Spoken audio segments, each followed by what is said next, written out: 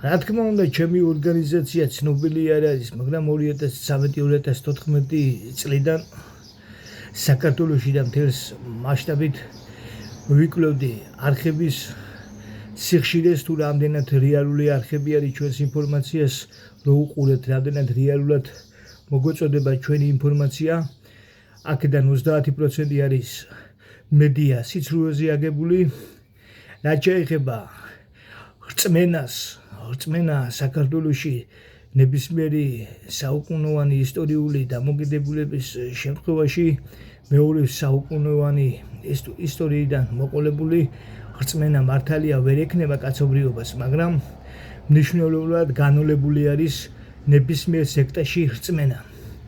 მხოლოდ ჩემი ორგანიზაცია, რომელიც არის რეალური 21 საუკუნური და კიდე მრავალი საუკუნოვანი ისტორიული კვლევითი ცენტრი ნებისმიერ სფეროში, მათ შორის ამერიკაში ჩაატარა კვლევები პირველი არჩევნების შესახებ, ასევე ატარებს არჩევნების შესახებ კვლევებს.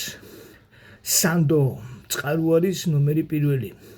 რაც შეეხება საქართველოს და ნებისმიერი თავის პლატფორმას, საქართველოს ზღუპავს დღევანდელ მოცემულობაში გეორგიის ინფორმაციის არხები, გეორგიის ინფორმაციის წყარო, რომელიც დახშული არის სიცრუებით და ასე შემდეგ.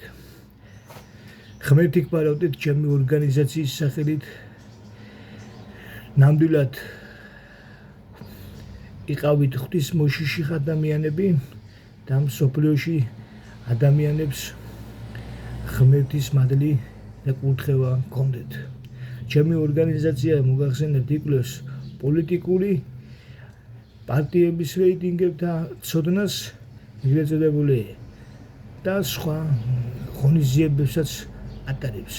რაც შეეხება საქართველოში ამერიკის მიერ და ნებისმიერი ატაცებული პირის მიერ გაყალბებული საარჩევნო კამპანიას.